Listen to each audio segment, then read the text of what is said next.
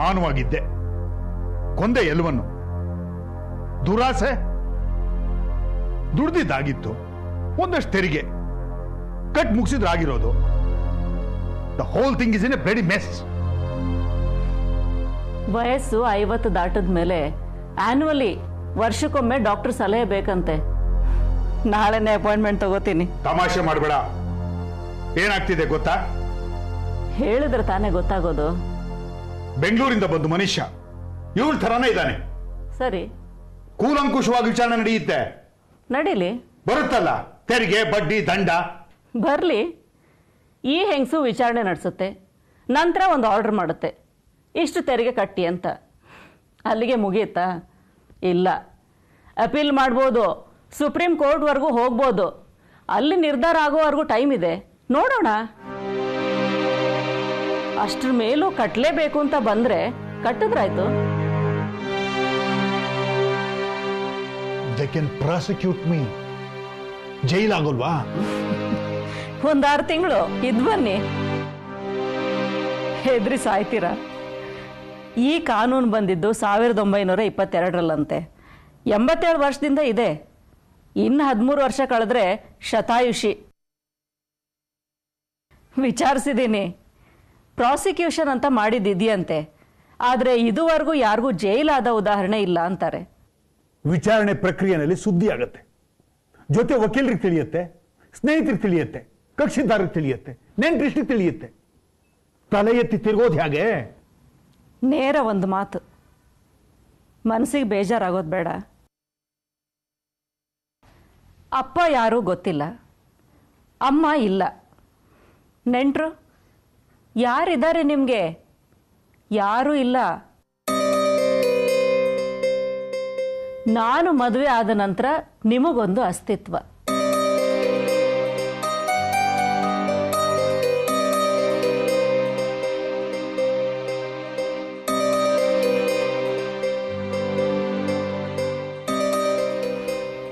ಫ್ರಿಡ್ಜಲ್ಲಿ ಬಿಯರ್ ಇದೆ, ತಣ್ಣಗಾಗಿರ್ಬೇಕು, ಬಗ್ಗಿಸ್ಕೊಂಡು ಕುಡೀರಿ.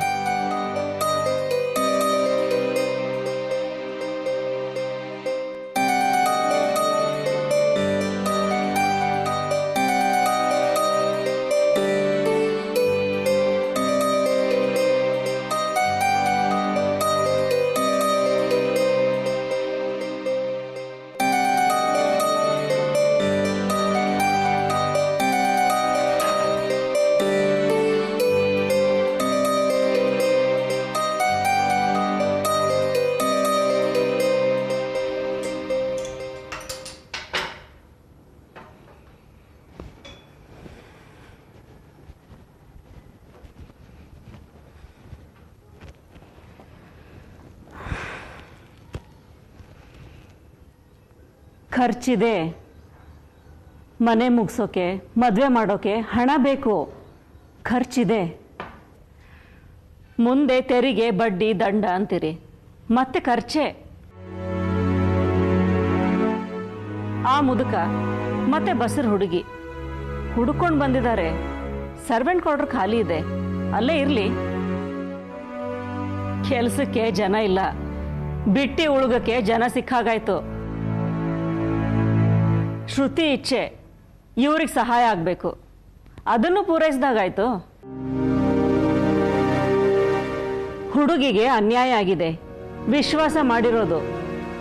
ಅನ್ಯಾಯಕ್ಕೀಡಾದವ್ರ ಪರ ನಿಂತು ನ್ಯಾಯ ಕೊಡಿಸೋಣ, ಕರ್ತವ್ಯ ನಿರ್ವಹಣೆ ಆಗತ್ತೆ.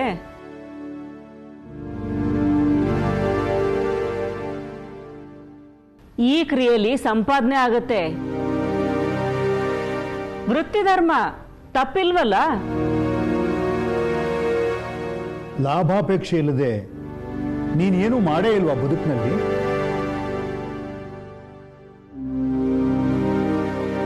ಉತ್ತರ ಕಷ್ಟ ಅನಿಸ್ಬಹುದು, ಪ್ರಶ್ನೆ ಬೇರೆ ರೀತಿಯಲ್ಲಿ ಕೇಳ್ತೀನಿ. ಬದುಕಿನಲ್ಲಿ ಲಾಭಾಪೇಕ್ಷೆ ಇಲ್ಲದೆ ನೀನೇನಾದರೂ ಮಾಡಿದೀಯಾ? ವಕೀಲಾಗಿ ಉತ್ತರಿಸ್ಲ, ಹೆಂಡತಿಯಾಗಿ ಉತ್ತರಿಸ್ಲ, ಇಲ್ಲ ನಿಮ್ಮ ಮಗಳ ತಾಯಿಯಾಗಿ ಉತ್ತರಿಸ್ಲ? ಸುಜಾತ, ನಾನು ಪ್ರೀತಿಸಿ ಮದುವೆಯಾದ ಹೆಂಗಸು ಸುಜಾತಳಾಗಿ ಉತ್ತರಿಸು. ನಿಮ್ಮನ್ನ ಮದುವೆ ಆದ್ನಲ್ಲ, ಅದು ಒಂದೇ ಲಾಭಾಪೇಕ್ಷೆ ಇಲ್ಲದೆ ಬದುಕಿನಲ್ಲಿ ತೆಗೆದುಕೊಂಡ ನಿರ್ಧಾರ. ಭ್ರಮನಿರಸನ ಆಯ್ತು.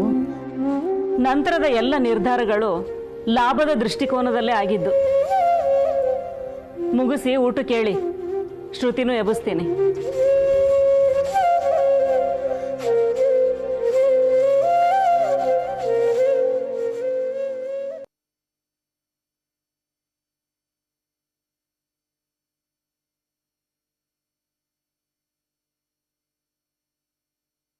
ಮಗಳಲ್ಲ ಕಣೆ ನೀನು, ಅಮ್ಮ. It was such a nice counselling. ಅಳೋದಾದರೆ ಇಲ್ಲೇ ಹತ್ತು ಬಿಡು, ಅಲ್ಲಿ ಆಫೀಸ್ನಲ್ಲಿ ಕಣ್ಣಲ್ಲಿ ಒಂದು ತೊಟ್ಟು ನೀರು ಬರಬಾರ್ದು. ಏನು ಗೊತ್ತಾ, ಬಾಸು ಬಂದವರು ಮೊದಲಿಗೆ ರಾಜಾರಾಯರ ಪರನೇ ಮಾತಾಡಿದ್ರು. ನಾನು ಮಾಡಿ ತಪ್ಪು ಅನ್ನೋ ರೀತಿಯಲ್ಲಿತ್ತು ಮಾತು. ನಾರ್ಮಲ್ ಆಗಿ ಅಳ್ತಾ ಇದ್ದೆ ಇಂಥ ಸನ್ನಿವೇಶಗಳಲ್ಲಿ. ಆದರೆ ಇವತ್ತು ಕೋಪ ಬಂತು. ಪಟ್ಟಂತ ಹೊರಟು ನಿಂತೆ. ಬಾಸು ಕೂರಿಸಿ ರಾಜಾರಾಯರ ಎದುರುಗೆ ಹೇಳಿದ್ರು, ಮುಂದುವರಿಸಿ ಇವ್ರ ಕೆಲಸಗಳನ್ನ ಅಂತ. ರಾಜಾರಾಯರ ಮುಖ ನೋಡ್ಬೇಕಾಗಿತ್ತು. ಕಾಸಾಗಲ್ಲ. ಆಯ್ತಾ? ಏನೇ ಹೀಗೆ ಮಾತಾಡ್ತಿದ್ಯಾ? ಮುಗೀತಾ? ಅಂದ್ರೆ ಇಲ್ಲಿದ್ ಕೇಳೋ ಪುರ್ಸೋತಿದ್ಯಾ? ನೀನ್ ಹಾಗೆ ಹೊರಟೆ, ನಂಜುಂಡ ಹೀಗೆ ಗಾಡಿ ಸ್ಟಾರ್ಟ್ ಮಾಡ್ದ. ನೀನಿರೋವರೆಗೂ ಅಪ್ಪ ಅಂಥ ಏನೋ ಸಮಸ್ಯೆ ಇಲ್ಲ ಅನ್ನೋ ಹಾಗೆ ಕೂತಿದ್ರು ತೆಪ್ಪಗೆ. ಹೊರಟೆ ನೀನು, ಇಲ್ಲಿ ಶುರುವಾಯ್ತು. ಆಗಲ್ಲ, ನನ್ನ ಕೈಲಿ ಆಗಲ್ಲ, ಆಟೋ ಕರಿ. ಸಾರಿ. ನರಳ್ತಿರೋ ಮನುಷ್ಯನ್ ಬಿಟ್ಟು ಹೋಗ್ತೀಯಾ? ಇಲ್ಲ, ಕರ್ಕೊಂಡು ಹೋಗು. 2 ನಿಮಿಷ ನಡೆಯಕ್ಕಿಲ್ಲ, ಕೂರ್ತಾರೆ. ರಸ್ತೆಲಿ ಕೂರ್ತಾರೆ. ರಸ್ತೆಯಲ್ಲಿ ಎಲ್ಲ ಮುಖ ಮುಖ ನೋಡ್ತಾರೆ. 10 ಪ್ರಶ್ನೆ ಕೇಳ್ತಾರೆ. ಏನ್ ಹೇಳ್ತೀಯಾ? ಅವಮಾನ.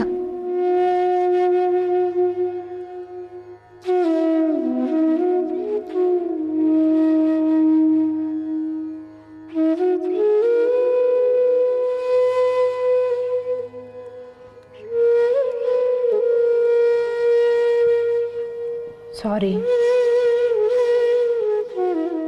ಇವತ್ತಿನ ಪರಿಸ್ಥಿತಿ ಗೊತ್ತಿತ್ತು ನಿನಗೆ. ಆಫೀಸ್ಗೆ ಹೋಗೋದನ್ನ ಅವಾಯ್ಡ್ ಮಾಡೋಕೆ ಆಗ್ತಿರ್ಲಿಲ್ಲ. ಫೋನ್ ಆಫ್ ಮಾಡಿ ಕೂತಿದ್ದೆ. ಚರ್ಚೆ ನಡೀತಿತ್ತು, ಡಿಸ್ಟರ್ಬ್ ಆಗುತ್ತೆ ಅಂತಂದ್ರು. ಹೇಳ್ಬೇಕಿತ್ತು, ಮನೇಲಿ ಹೀಗಿದೆ ಪರಿಸ್ಥಿತಿ. ಮರ್ತೋಯ್ತು ಕಣೆ. ಬಂತಲ್ಲ ಸತ್ಯ, ಮರ್ತೋಗತ್ತೆ.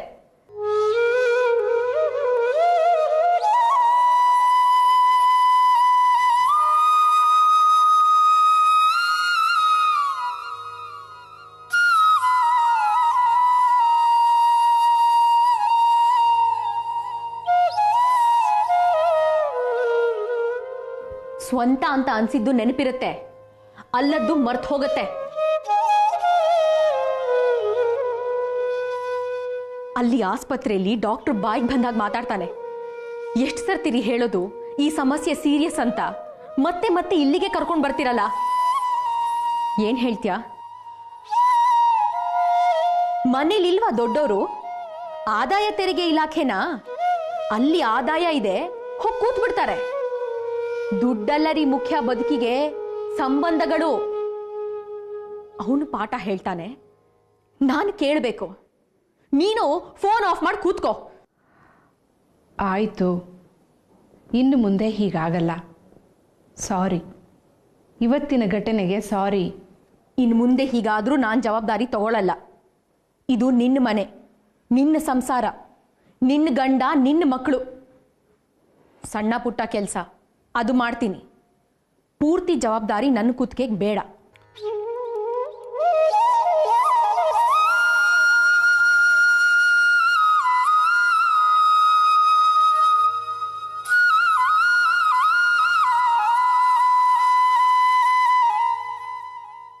ಕೆಲಸ ಬಿಟ್ಬಿಡ್ಲಾ?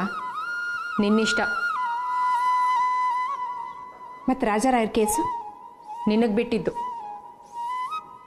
ನೀನೇ ಅಂದಿದ್ಯಲ್ಲ, ಅಧಿಕಾರ ಚಲಾಯಿಸಿ ಬುದ್ಧಿ ಕಲಿಸು ಅಂತ. ನಂಗೆ ತಲೆ ಕೆಟ್ಟಿತ್ತು.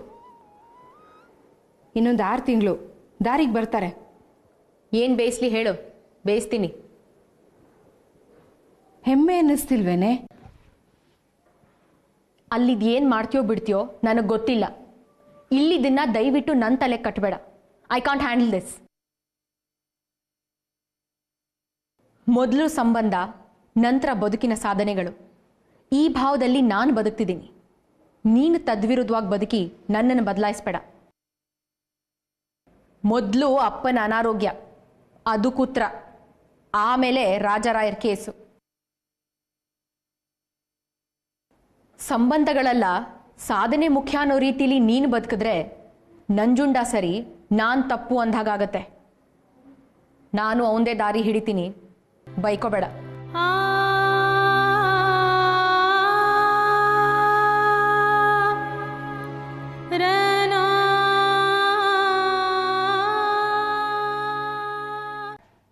ಸಾರ್ಥಕವಾಯ್ತು ಬಿಡಿ, ಇಷ್ಟು ವರ್ಷ ಹೀಗೆ ದುಡಿದಿದ್ದು.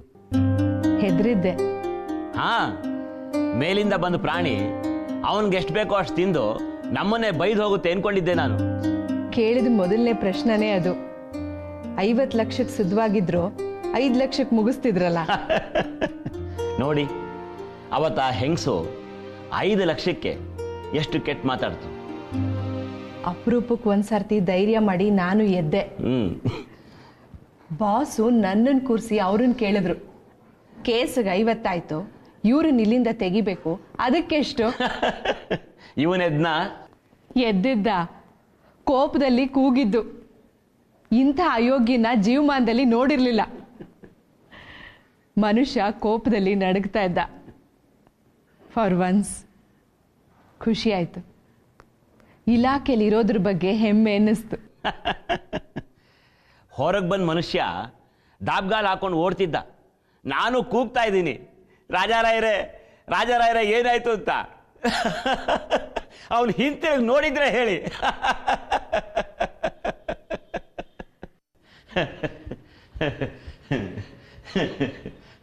ಎಕ್ಸ್ಕ್ಯೂಸ್ ಮೀ, ಒಂದು ಕಪ್ ಕಾಫಿ ತಂದ್ಕೊಡೆ. ಮೆತ್ತಿಗೆ, ಸ್ವಲ್ಪ ಮೆತ್ತಿಗೆ ಮಾತಾಡ್ತೀರಾ ಪ್ಲೀಸ್? ಅಪ್ಪನಿಗೆ ಹುಷಾರಿಲ್ಲ ಗೊತ್ತು. ಬಹಳ ಮುಖ್ಯವಾದ ವಿಷಯ ಡಿಸ್ಕಸ್ ಮಾಡ್ತಿದ್ದೀರಿ. ನಿಮಗೆ ಅದು ಪ್ರಯಾರಿಟಿ, ಆದರೆ ನಮಗಿಲ್ಲಿ ಅಪ್ಪ ಪ್ರಯಾರಿಟಿ. ಪ್ಲೀಸ್.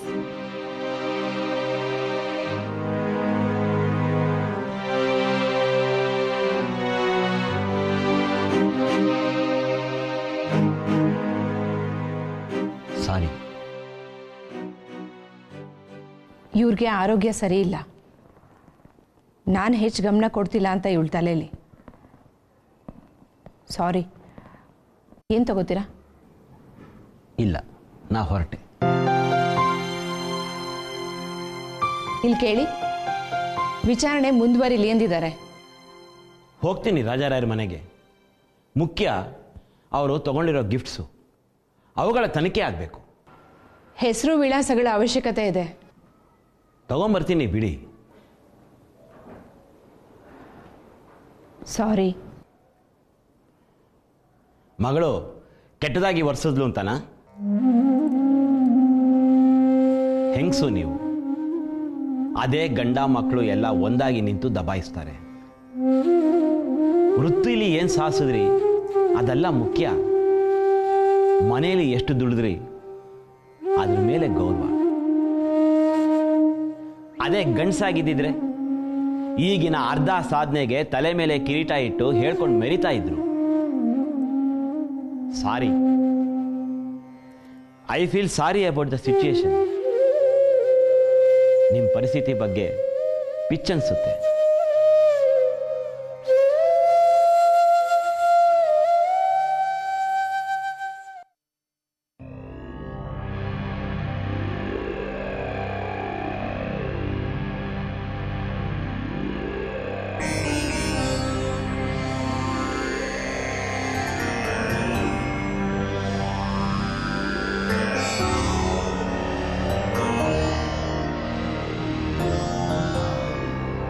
ಸಮಸ್ಯೆಗೆ ಪರಿಹಾರ ಬೇಕು ಅಂತ ಕರೆಸಿದವಳು ನೀನು.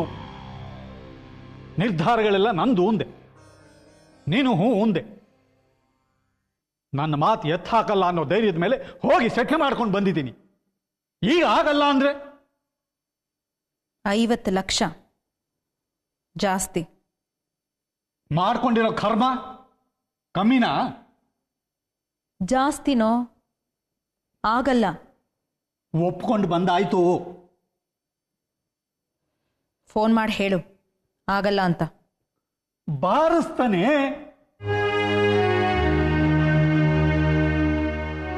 50 ಲಕ್ಷ ಅಂದ್ರೆ ಎಷ್ಟು ಅಂತ ಗೊತ್ತಿದ್ಯಾ ನಿನಗೆ? 1 ಬೀಡಿಲಿ 1 ಪೈಸೆ ಲಾಭ. 1 ರೂಪಾಯಿಗೆ 100 ಪೈಸೆ. 50 ಲಕ್ಷ ರೂಪಾಯಿಗೆ 50 ಕೋಟಿ ಪೈಸೆನೋ? ಅಷ್ಟು ಬೀಡಿಗಳನ್ನ ಮಾರಬೇಕು ನಾನು. ದುಡ್ದು ಅಭ್ಯಾಸ ಇಲ್ಲ ನಿನಗೆ, ಅದೇ ಹಣಕ್ಕೆ ಬೆಲೆ ಇಲ್ಲ. ಇದು ಜಾಸ್ತಿ ಆಗೋಲ್ಲ. ಅವನು ಸುಮ್ಮನಿರ್ತಾನ? ಯಾರು? ಪೊಲೀಸ್ನವನು. ಏನ್ ಮಾಡ್ತಾನೆ? ಕರ್ಕೊಂಡು ಹೋಗ್ತಾನೆ. ಹೋಗಿ ಕೇಸ್ ಹಾಕ್ತಾನಮ್ಮ. ಹಾಕ್ಲಿ.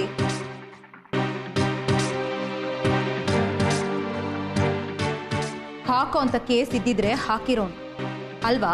ಹೊಡೆದ್ರೆ ಮಾಡಿರೋ ತಪ್ಪಿಗೆ 1-2 ಏಟ್ ಬೀಳುತ್ತೆ. ಬೀಳ್ಲಿ, ತಪ್ಪೇ ಇಲ್ಲ. ಪ್ರಾಣ ಅಂತೂ ಹೋಗಲ್ವಲ್ಲ.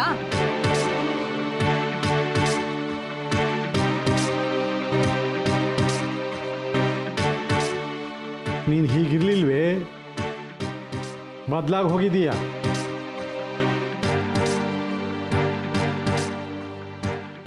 ಇಲ್ಲಿ ನೋಡ ನಾಗರಾಜ, ನಾನು ಮಾತಾಡ್ತಿರೋದು ಹಣದ ಪ್ರಶ್ನೆ ಅಲ್ಲ. ಇವತ್ತು 50 ಲಕ್ಷ ಎಣಿಸೋದಾಗತ್ತೆ, ಎಲ್ಲ ಮುಗೀತು ಅಂತಲೇ ಅಂದ್ಕೊಳ್ಳೋಣ. ಅದ್ರೊಟ್ಟಿಗೆ ಇವಂದು ಮುಗಿಯುತ್ತಾ? ಇಲ್ಲ.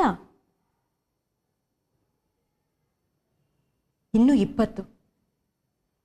ಇವನಾಗಿರೋ ಹುಟ್ಟು ನೋಡು. ಇದು ಮುಗಿತಿದ್ದ ಹಾಗೆ ಮತ್ತೆ ಶುರು. ಚಟಗಳು ನಿಲ್ಲೋಲ್ಲ. ಸಿಕ್ಕಾಕೊಳ್ದಿರೋ ಹಾಗೆ ಮುಂದುವರಿಸ್ತಾನೆ. 30 ವರ್ಷಕ್ಕೆ ಮೂಲೆಯಲ್ಲಿ ಹಾಸಿಗೆ ಹಿಡಿತಾನೆ. ಮದುವೆ ಅಂತಾದ್ರೂ ಸೊಸೆಗೆ ಸುಖ ಇರೋಲ್ಲ. ಅವಳನ್ ಬೇರೆ ಅನುಭವಿಸ್ಬೇಕು ನಾನು. ಬದಲಿಗೆ ಇದು ಹೀಗೆ ಮುಂದುವರಿಲಿ. ಅಂದ್ರೆ ಮುಂದುವರಿಲೋ, ಹೀಗೆ ಇರ್ಲಿ. ಮದುವೆಗೆ ಹಠ ಹಿಡಿತಾರೆ. ಮಾಡ್ಕೋ. ನನಗಿಷ್ಟ ಇಲ್ಲ. ನನ್ನ ಕೇಳಿದ್ಯಾ? ಈಗೇನ್ ಹೇಳೋದು? ಮಾಡ್ಕೊಂಡು ಬಂದ್ರೆ ಇಲ್ಲಿ ಸೇರಿಸ್ತೀಯಾ? ಇಲ್ಲ. ನೀನು ಅವಳನ್ನ ಇಲ್ಲಿ ಬಿಟ್ಟು ಊರ್ ಸುತ್ತೀಯ. ನಾನ್ ನೋಡ್ಕೋಬೇಕು. ಕರ್ಮನಾ?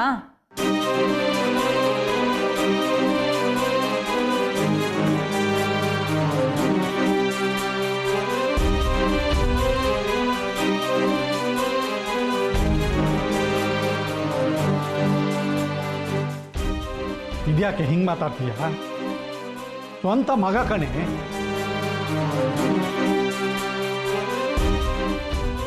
ಈ ಸಂಸ್ಥೆ ನನಗ್ ಸ್ವಂತ. ಇಲ್ಲಿಯ ಆಸ್ತಿ ನನಗ್ ಸ್ವಂತ. ಇದೆಲ್ಲದರೊಟ್ಟಿಗೆ ನನ್ನ ಮಗ, ಅವನು ಸ್ವಂತ. ಇವೆಲ್ಲ ನನ್ನ ಗಂಡ ನನಗ್ ಬಿಟ್ಟು ಹೋಗಿದ್ದು. ಅವರೊಟ್ಟಿಗೆ ಸಂಸಾರ ಮಾಡಿದ್ರ ಕುರುಹು. ಸಂಸ್ಥೆಯ ಒಡತಿ ನಾನು. ಇಷ್ಟೆಲ್ಲ ಆಸ್ತಿಯ ಹಕ್ಕದಾರಳು. ಅದೊಂದು ಹುದ್ದೆ, ಸಮಾಜದಲ್ಲಿ ಒಂದು ಸ್ಥಾನ. ಮಗ ಬೇಕು, ಇಲ್ಲ ಅನ್ಲಿಲ್ಲ. ಆದರೆ ಅವನು ಈ ಸಂಸ್ಥೆ, ಈ ಆಸ್ತಿ ಇದಕ್ಕೆ ಪೂರಕವಾಗಿರಬೇಕು. ಕಳಿತಾನೆ ಅವನು, ಕಳಿತಾನೆ ಹೋಗ್ತಾನೆ. ಬಿಟ್ರೆ ಇನ್ನೊಂದು 6 ತಿಂಗಳಿಗೆ ನನಗೇನು ಉಳಿದಿರೋಲ್ಲ ಈ ಅಯೋಗ್ಯ ಮಗನ್ನ ಬಿಟ್ಟು. ಅಷ್ಟು ಪುತ್ರ ವ್ಯಾಮೋಹದ ಅವಶ್ಯಕತೆ ಇದೆಯಾ?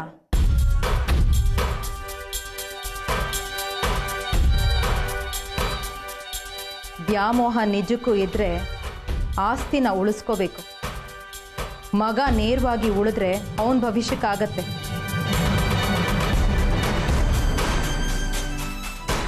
$50 ಲಕ್ಷ ಖರ್ಚು ಮಾಡಿ ಉಳಿಸ್ಕೊಳ್ಳೋ ಅಂಥದ್ದು ಏನೂ ಇಲ್ಲ. ಅಷ್ಟು ಯೋಗ್ಯತೆ ನನ್ನ ಮುದ್ದು ಮಗನಿಗಿಲ್ಲ.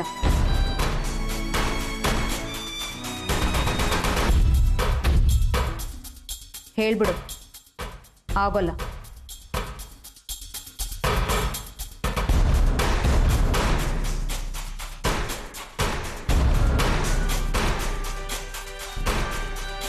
ಇದೇನು ಮಾವ ಹೀಗಂತಾಳೆ? ಅರ್ಥವೇ ಆಗ್ತಿಲ್ಲ ಹೆಂಗಸು.